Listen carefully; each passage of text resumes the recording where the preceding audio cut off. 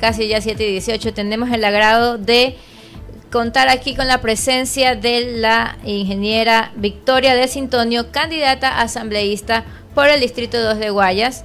Ella representa al Partido Político de la Revolución Ciudadana y nos va a contar sobre sus propuestas de campaña. Bienvenida.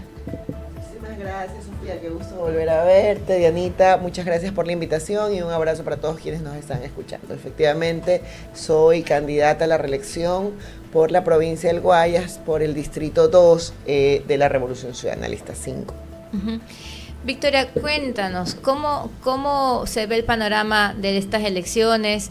La gente, ¿qué es lo que pide cuando se hacen los recorridos? Sabemos que el país está en una crisis energética, bueno, que ya se está sobrellevando, gracias a Dios. Hoy nos ha caído una lluvia en Guayaquil, en todo el país se esperan lluvias. Eso aliviana un poco el tema eléctrico, pero no se ha resuelto. Y además la crisis de inseguridad que vivimos. ¿Qué es lo que se espera desde la Asamblea Nacional? ¿Cómo poder ayudar en estos temas? ¿Y cuáles son las demás propuestas que tienes para el Mira, Asamblea? creo que es importante contarle a la gente. Estamos recorriendo el Distrito 2 y hay una tonalidad o una tónica dentro de las personas de preocupación, de miedo, de incertidumbre, de no saber qué va a pasar el día de mañana, porque lo que te pasa en este momento es que tú mandas a tus hijos a la escuela, pero no sabes si regresan, sobre todo en los sectores más populares de la ciudad. No sabes si aquí en Guayaquil, el que no sale a trabajar un día, no come ese día. Pero resulta que la gente no solamente que sale a trabajar porque es responsable, es trabajadora, tienes que llevar el pan a su casa, sino que además sale por valiente, porque no sabes en qué momento te pasa alguna cosa. Pero todos estos miedos pasan a un segundo plano cuando hemos llegado a los territorios porque nos ven con esperanza. Creo que es importante que el trabajo de Luisa González, que se ha venido haciendo ya hace mucho tiempo desde la Revolución Ciudadana, ha podido crear en la gente ese imaginario de poder sacar al país en el hueco en el que estamos. Nosotros tenemos 3 propuestas en específico que las ha estado liderando Luisa. El plan Genera, que básicamente es cómo construir o cómo generar la inversión en el corto, en el mediano y en el largo plazo para poder recuperar no solamente nuestras hidroeléctricas, sino además nuestras termoeléctricas. ¿Qué es lo que pasa aquí? Ecuador fue el 5º país más seguro en energía eléctrica a nivel mundial. Uh-huh. ¿Pero por qué teníamos esto? Porque no creo que dentro de todo el tiempo de la Revolución Ciudadana no tuvimos estos problemas de sequía. El tema es que nosotros también tenemos termoeléctricas, tenemos otros espacios para la energía eólica, entre otras. ¿Y qué es lo que pasó? Cuando tú tenías sequías, utilizabas las otras fuentes de energía para poder suplir ahí y poder salir adelante con el Ecuador. Hay un plan que se tenía que haber construido durante 30 años para poder garantizar que esto que nos pasa ahora, hasta 17 horas sin luz, pueda avanzar. Esto no se hizo por el odio a la Revolución Ciudadana, pero sobre todo por el odio de los ciudadanos, y hoy vivimos esto. El plan Genera plantea básicamente que nosotros podamos invertir para recuperar el parque termoeléctrico del país y todo el parque energético del país. Eso por una parte. El plan Protege y el plan Impulsa, que para mí van de la mano.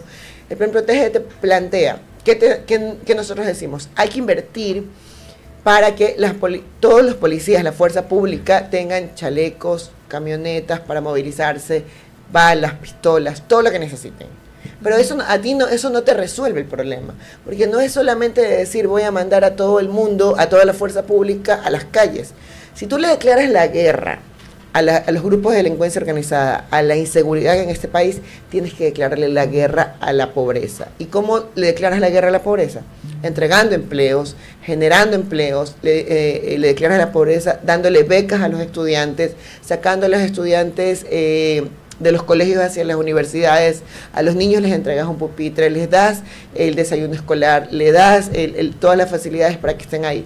Yo recuerdo, y creo que la ciudadanía no tiene que olvidar esto, cuando fue el debate presidencial, el anterior debate, en la anterior elección, Daniel Noboa decía que todos los jóvenes que salgan del colegio iban a ingresar a las universidades.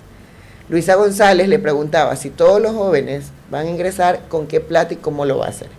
Y él respondía, Cuando no se roba la plata, alcanza. Y por deducción lógica, lo que entendemos es que el hombre está robando porque no le alcanza. Porque resulta que cada vez te entregan menos presupuesto para salud, para educación, para infraestructura, para inversión. Cuando tú en el codificado del presupuesto general del Estado indicaste que, o el Ejecutivo envió, que iban a invertir 1.800 millones de dólares para inversión.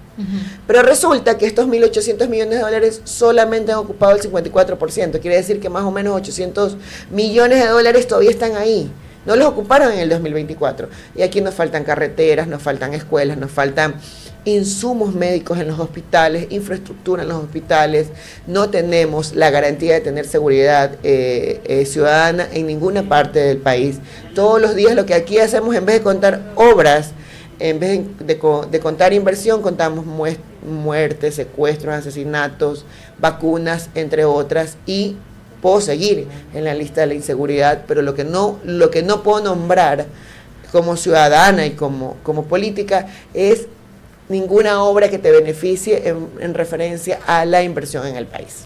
Pero Daniel Noboa también un poco le echa la culpa a la Asamblea Nacional, que no les deja como que avanzar, que están en estas pugnas. ¿Qué le dirías al respecto de eso? Mire, señor presidente, yo creo que lo primero que usted tiene que hacer, y es una recomendación que se la doy como ciudadana y como política y como asambleísta en este momento en licencia, pero pronto volveré a la Asamblea Nacional una vez que se termine la licencia de esta campaña, pague los 90 millones de dólares que le debe a la gente. Resulta que en el país le deben más de 2.000 millones de dólares ciertos grupos económicos. Entre esos, el Grupo Noboa le debe 90 millones de dólares. Primero, pague eso. Y segundo, el plan que usted hizo para poder sacar adelante a este país, como usted lo planteó en la elección pasada, era para 1 año y medio. Usted ya lleva 1 año y 2 meses y no ha hecho absolutamente nada. Y lo que vemos en ese momento es que la inseguridad campea,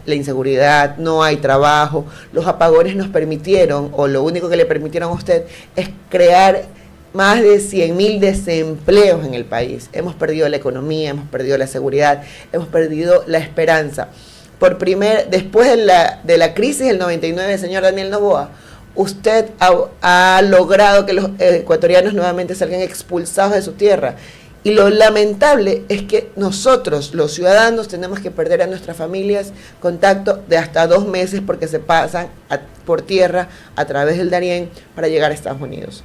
Si usted cree que la Asamblea Nacional es su piedra en el zapato, entonces empiece a trabajar, porque resulta que en los procesos de fiscalización que yo he realizado en esta ciudad, me he encontrado que en la ciudad de Guayaquil no hay un tomógrafo, no hay un resonador. Imagínate, Sofía, que voy al hospital materno, infantil, pediátrico de El Universitario, que queda sobre la perimetral frente al Paraíso de la Flor. Un hospital que recibe a mujeres embarazadas. No hay ácido fólico. Que es una de las cosas elementales para un hospital de este nivel. Pero sin embargo, Daniel Noboa dice que la Asamblea Nacional ha sido incómoda para él. Claro que va a ser incómoda porque no hay obras, porque la plata no sabemos dónde se encuentra, porque resulta que cuando nosotros sacamos leyes para poder aprobar el alivio financiero a los estudiantes universitarios, que lo ubicamos en una reforma de una ley económica urgente, resulta que no ha hecho el reglamento para que esto sea efectivo. Quiere decir que los estudiantes, a pesar de que la Asamblea les entregó la solución, no pueden hacer efectivo el proceso porque el Ejecutivo no le da la gana de hacer el reglamento. Por eso somos incómodos, porque le decimos lo que está haciendo mal, porque este termina siendo un gobierno incompetente, que no tiene la mínima idea o la capacidad de saber cómo se administra el país. Esto no es una hacienda, se llama Ecuador y aquí hay que administrar lo público para todos y para Candidata de Sintonio, usted bien lo mencionaba que ha estado también en funciones en la Asamblea dentro de este periodo último que hemos pasado. Creo yo también que así como hay cualidades, también hay cosas que se podrían mejorar. Desde esa óptica, tratando de hacer un análisis como de ver en qué se falló, qué hay todavía por hacer dentro de la Asamblea, justamente qué es lo que no se ha hecho y se debería mejorar. Mira, una de las cosas que le debemos a la gente en ese mismo momento es sacar el juicio político para todos estos ministros que ahora inclusive son candidatos, que hicieron una omisión para construir un proyecto inmobiliario en Olón, sabiendo que esto eran tierras protegidas, áreas comunales dentro del país. Creo que la Asamblea Nacional hay que poner un poco el acelerador a los juicios políticos. A veces los juicios políticos se ven como un proceso medio de persecución. Los juicios políticos tienen que ser analizados y los ministros, sobre todo los ministros, tienen que responder por la no ejecución o por la omisión de hacer el trabajo para los que son en este momento designados. Pero por otro lado, decirte que en la Asamblea Nacional hemos podido nosotros entregar soluciones a la gente. No sé si ustedes se acuerdan que hace meses el alcalde de Guayaquil tenía una pelea, pero casi que imposible, con el gobierno central por las garantías soberanas que no se les firmaban. Y resulta que la Asamblea Nacional hicimos un llamado a la Comisión de Gobiernos Autónomos Descentralizados, donde yo soy presidenta, y llamamos al ministro para que nos explique qué pasaba, por qué no se firmaban las garantías soberanas y por qué se estaban demorando en dar el trámite cuando el proceso es mucho más corto, porque las garantías soberanas básicamente, ciudadanos, ¿qué es? Yo como sujeto privado voy a un banco y les digo necesito un préstamo y el banco me dice, mire, usted no cubre todos nuestros requisitos, necesito un garante que pueda afianzar este proceso de crédito. El garante no es el que paga, el deudor principal es el que paga, pero necesitas un respaldo. Es lo mismo que pasaba con las garantías soberanas, era un respaldo del Ejecutivo para que el gobierno, en este mismo momento, el alcalde pueda hacer este préstamo, que lo vamos a pagar los guayaquileños. Pero ¿para qué era este préstamo? ¿Para qué necesitábamos de manera urgente las garantías soberanas? No era pues para que el alcalde le meta adoquines a la ciudad. Era para dar agua potable a Monte Sinaí y sus alrededores, que por mucho tiempo han sido lugares que no se han visibilizado. Pero esta garantía soberana va a permitir primero, la construcción del 5.º acueducto que va a llevar agua potable a más de 1 millón de personas en Monte Sinaí y sus alrededores. Pero esta obra también va a significar empleo. Ustedes, hay que dimensionar lo que significa construir una obra en cada uno de los territorios, porque además te genera empleo, pero además el objetivo final es dotar de agua potable. Entonces, este proceso de fiscalización que hicimos en la Asamblea Nacional tuvo este fruto de transparentar y que el ministro al final tenga que firmar no solo esa garantía soberana, sino adicionalmente una garantía soberana que la había pedido la prefecta del Guayas, había pedido el prefecto de Manabí y también una garantía soberana que había pedido la prefecta de Pichincha, que no querían firmar y que lo único que nos tenía en común es que somos en la Revolución Ciudadana. Entonces el presidente tiene que ir mirando de qué partido más o menos eres para que te firme o no te firme. Y eso está mal, hay que transparentar esta información. Y lo otro que para mí es una buena noticia, nosotros hicimos una reforma al COTAD que ya la aprobamos en la comisión y que solo tiene que verla el Pleno en este momento. Hicimos la reforma al COTAD, pero en esta reforma sale la reforma a la Ley 88, que te permite, o que esta ley te dice de quién es la competencia en ciertos predios en la ciudad de Guayaquil, sobre todo en Monte Sinaí. Parece un chiste, pero es una anécdota.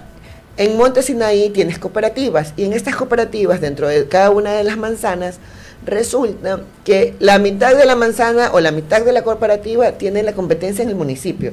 Y puede entrar a legalizar, a generar el alcantarillado, puede pavimentar la calle y entregar la obra municipal. Pero en la otra mitad de la misma manzana de una cooperativa, la competencia la tiene el Midubi. Y el alcalde no puede por un tema de competencias. Esto es una traba legal. Cuando nos llegó el proceso o esta queja, de esta problemática desde la gente de Monte Sinaí, lo primero que hicimos fue, hablemos con el alcalde me dijo, sí, Victoria, el problema es porque el problema está en esta ley y necesito que la reformes. El problema no está conmigo, lo tienen ustedes y usted tiene la posibilidad de hacer esto. Perfecto, alcalde. Vamos al Midubi, señores del Midubi, tenemos este problema, ¿qué podemos hacer? Ustedes le pueden legalizar o hacemos la reforma. Asambleísta, yo no sabía que esa tierra era nuestra competencia. Ni siquiera tienen la menor idea de qué le toca. hicimos ya ahorita la reforma, el Pleno la tiene que revisar para que ahora sí la competencia pase al alcalde y les entreguen las escrituras a estas personas. 7:32 estamos conversando con la candidata asambleísta y también asambleísta en funciones Sí. de Victoria de Cintonio, aquí en la 96.9.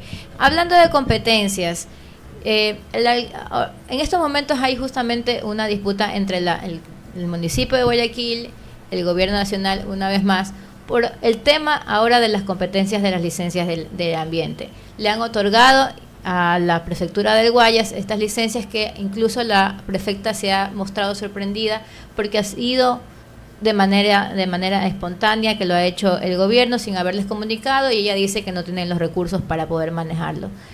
¿Por qué estas discusiones que se generan a veces entre la alcaldía, entre el gobierno nacional? Vimos también que hubo una asambleísta que denunció al alcalde, el alcalde denuncia que es persecución. La gente un poco se queda como asombrada. ¿Qué es lo que pasa ahí entre la alcaldía, el municipio y el gobierno nacional? ¿Qué es lo que piensa en la Asamblea Nacional? ¿Cómo resolver también estos problemas que se generan? Mira, Sofía, eso lo único que me hace acordar es cuando mi abuelita cuando mi abuelita materna todavía vivía y decía, solo cuando la gente está ociosa, molesta. El presidente no trabaja, no ha hecho una obra, lo único que ha hecho es profundizar la inseguridad, profundizar la pobreza, no hay empleo, no hay salud, no hay educación, no hay absolutamente nada en este país. Lo único que le encanta hacer, o lo único que parece que es lo que está metido, es en perseguir al que está trabajando. Yo al alcalde Aquiles Álvarez lo he visto muy comprometido en sacar esta ciudad adelante. No he visto un alcalde que esté más comprometido de ponerse en esta parte del noroeste, que es justo el sector en el que yo estoy solicitando la reelección, si los votantes así lo deciden. En el noroeste de la ciudad, un espacio que ha sido abandonado, les está entregando escrituras, les está haciendo espacios para que los niños puedan generar estudios, otras actividades, deportes, entre otras cosas. Y el presidente lo único que está haciendo en este momento es decir, oye, creo que ese alcalde está trabajando mucho, anda a perseguirlo. Oye, creo que ese alcalde está haciendo tal cosa, anda a perseguirlo. La prefecta lo ha dicho. Esto no es... A ver, el Estado, y yo insisto aquí, el Estado no es una hacienda, no es la corporación Novoa. El Estado es Ecuador, un espacio de administración pública. Tú no puedes administrar como, este gerente me cae mal, sácale y ponle al otro. No. Aquí necesitas asignar recursos y necesitas revisar la normativa para poder avanzar. No puedes decirle, este alcalde me cae mal, le quito esta competencia y se la doy a la prefecta. No me importa. No, no es así. Yo te decía, para construir la ley, la reforma a la ley 088, nosotros nos reunimos. Primero fue a ver el Midubi y me dijeron que no tienen la menor idea qué están haciendo. Mira, yo dije aquí, por aquí no es. En esta reforma a la ley me reuní con el alcalde me dijo, Victoria, este es el equipo jurídico que conoce esto. Me dijo, se lo entrego, vaya, revise. Los llamé a ellos, nos fuimos a Monte Sinaí a trabajar con la gente, nos reunimos con la gente, hicimos mesas de trabajo, el legislativo, la alcaldía, la ciudadanía, y construimos una ley. Así se hace la patria, así se administra lo público, así se generan soluciones, no solamente porque te cae mal o lo que sea. Y por la asambleísta que me mencionabas, yo te digo, yo de gente vaga no hablo porque yo ni la veo en la asamblea, ni la escucho intervenir, tampoco veo que ha presentado nada, así que ya la gente sabrá. Hay personas que están en la Asamblea Nacional que efectivamente no hacen absolutamente nada, y que ya eso es responsabilidad de los partidos políticos que ponen a cualquier persona, pero creo que sí existen candidatos y candidatas que han trabajado, asambleístas que han trabajado por la gente y sobre todo que han en este momento podido evidenciar cuáles son los problemas. Porque los asambleístas literalmente somos la voz de la gente. Fiscalizamos y legislamos, construimos leyes. Pero la fiscalización nos permite mirar lo que no está. A ver, el presidente dijo que va a entregar becas a los estudiantes. ¿Dónde están las becas? ¿Dónde está el presupuesto? ¿A quién se las entregó? En el tema de la asignación de los recursos a los gobiernos autónomos descentralizados, nosotros empezamos a hacer un proceso de fiscalización, porque los alcaldes llegaban a la comisión y me decían, presidenta, es que no me pagan, presidenta, no me pagan, presidenta, me deben tanto. Tú le preguntas al ministro, pero no, presidenta, estamos pagando. Ya, entrégame la información de a quién le han pagado y a quién le deben. Y además indíqueme cuál es el orden de prelación para la entrega de las asignaciones. Porque tú te dabas cuenta que a los alcaldes que pertenecían a ciertas líneas políticas no les entregaban la plata, y a los que eran afines al gobierno les entregaban de manera más rápida, alcaldes, prefectos, presidentes de juntas parroquiales, y eso no le afecta al partido político del que son representantes, le afecta a la gente, porque no te llega la obra, porque no le pagas a los servidores municipales, a los servidores públicos, que también son personas que tienen familias y que están trabajando de manera digna.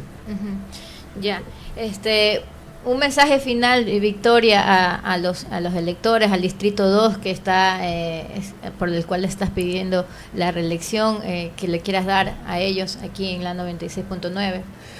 Este 9 de febrero tenemos la capacidad en nuestras manos. Este 9 de febrero el poder está en la gente, el poder está en la ciudadanía. Este 9 de febrero nosotros tenemos la posibilidad de reescribir nuestra historia, de construir ese país que necesitamos, con mucha esperanza, con mucha alegría, pero construir ese Ecuador de paz.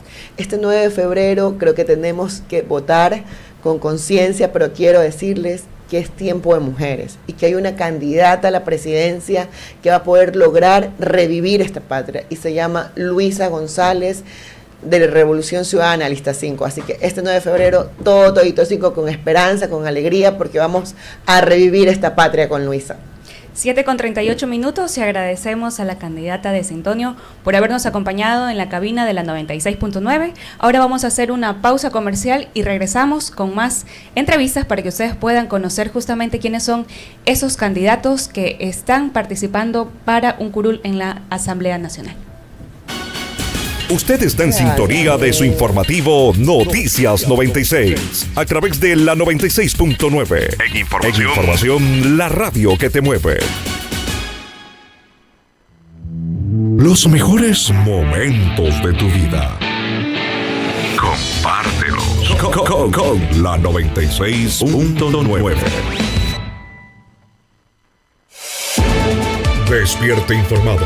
Únase a nosotros en Noticias 96. Cada día desde las 6 de la mañana, reciba las noticias actualizadas de la ciudad, el país y el mundo. Análisis de expertos y entrevistas exclusivas junto a los profesionales de la noticia. No empiece su día sin nosotros. Noticias 96. Noticias 96. De lunes a viernes, desde las 6 en punto de la mañana. Dirección: Gustavo Espinosa. Conducción: Sofía Almeida, Orlando Morán. Coordinación: Winston Taylor. Noticias 96. A través de la 96.9 en Noticias. La radio que te mueve. La radio que te mueve.